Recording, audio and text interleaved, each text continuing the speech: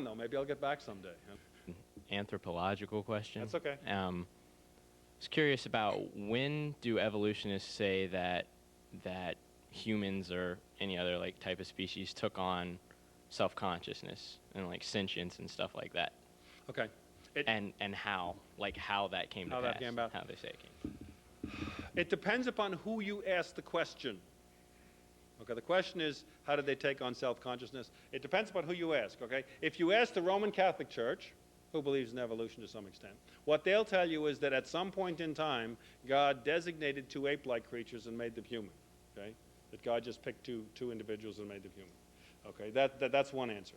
But anthropologists that would be atheistic would say it was a gradual process that just, gradually happened, and eventually self-awareness came, and eventually, finally, the idea of a consciousness and an intellect developed over millions of years of slow, gradual processes. The problem is there's no partial way.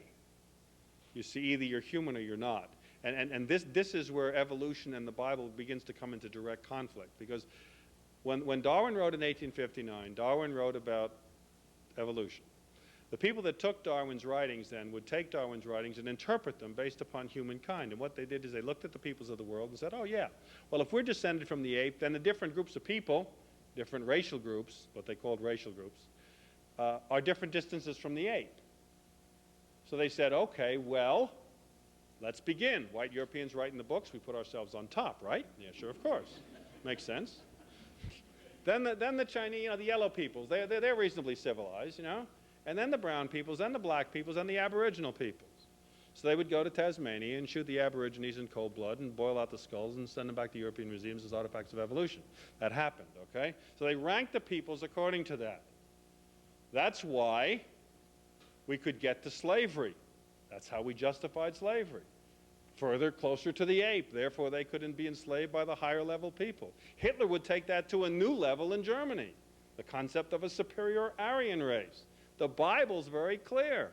One race, one common parentage, different in genetics, different in culture, but not different people.